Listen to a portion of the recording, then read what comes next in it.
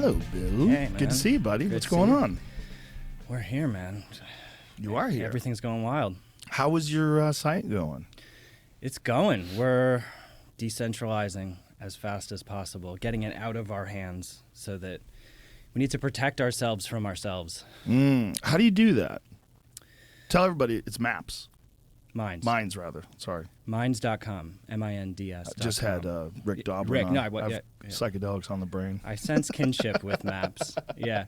Yeah, Minds and maps, the two of them should go together perfectly. We probably should work seamlessly. together. Yeah. So basically, there's protocols and there's platforms. So, Twitter, Minds, other social networks, these are platforms. They're kind of built in the traditional social media style, which is on servers that are, live in huge cloud centers. Right. But there's also protocols. The one that we're working with now is called Noster, which stands for Notes and Other Stuff Transmitted by Relay. So there's no company owns this protocol. The founder is anonymous, sort of similar to Bitcoin.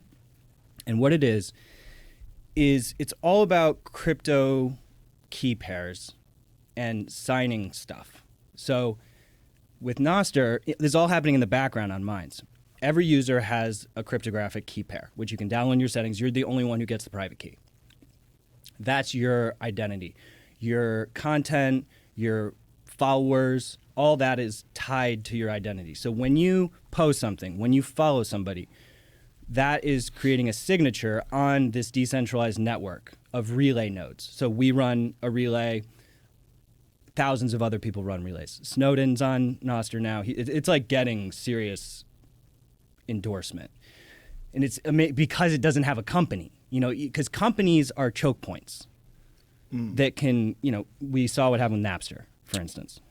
What happened with Napster? Napster just got rocked by the music industry, and they basically died. I mean, they still sort of exist, but they pretty much got taken down because there was that entity to go after. I see. So if they were decentralized, but there was no real decentralization back then, was there? Well, torrents are decentralized. BitTorrents, right. Torrents, actually, and Noster there's work that we're involved with now on integrating Noster with torrents so that more heavy files, video, and rich media can be shared over the network. Right now, it's text and links, essentially. What is your opinion when it comes to copyright protection and stuff like that? Well, like if someone has copyrighted material, like say if like NBC has a show and then someone uploads it. I mean, that's illegal.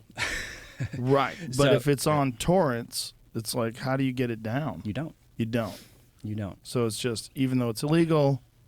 Yeah, I mean, There's and no that's recourse. why, so we have moderation. I mean, if a copyrighted video gets reported on Minds, then, we will take it down from our interface. But it can't still s- exists right. on the decentralized network. So you really can't stop people from sharing it.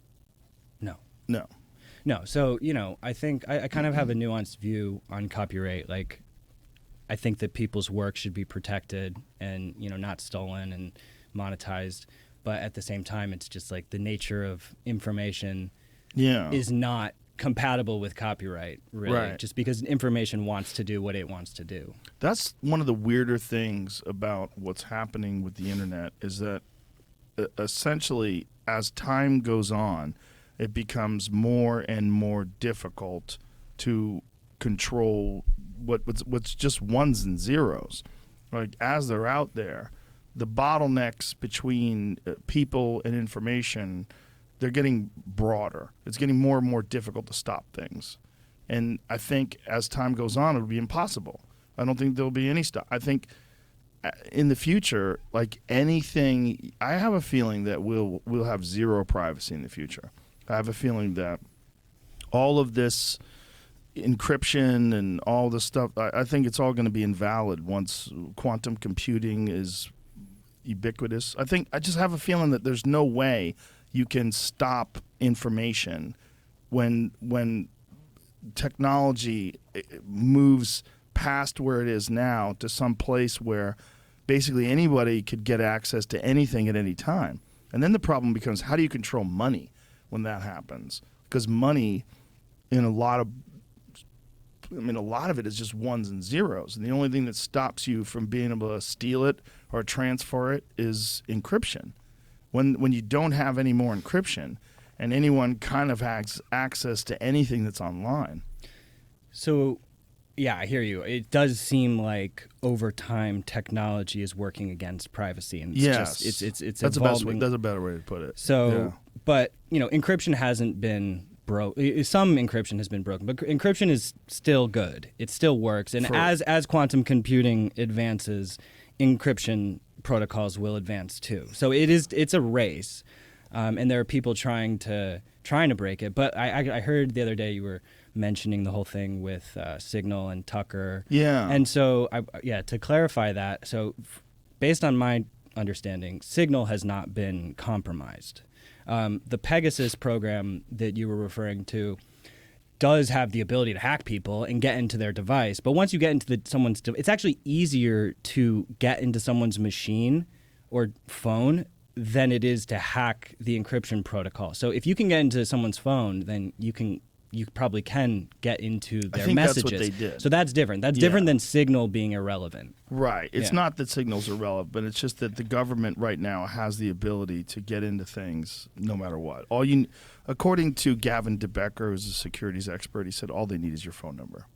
Mm-hmm. Signal 1 PEGASUS 1 was you needed a link. So someone would have to, that's the whole Jeff Bezos story. Someone sent him a link on WhatsApp. He clicked on that link, bang, all of a sudden they have access to his phone. Right. And you have to be super sophisticated to lock yourself down to avoid that. Like, I'm sure that there are people I know there are people who are probably less victim to something like PEGASUS. But sure. Yeah. Probably less victim. But I mean, I guess with a guy like Jeff Bezos, he probably has someone scan his phone all the time. But I wonder if they could even detect PEGASUS at this point.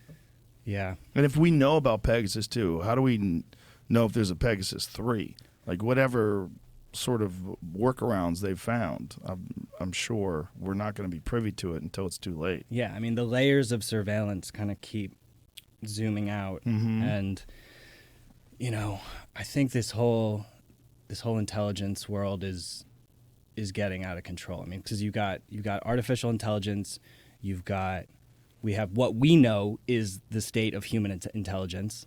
We then have what is speculated to be potential non-human intelligences.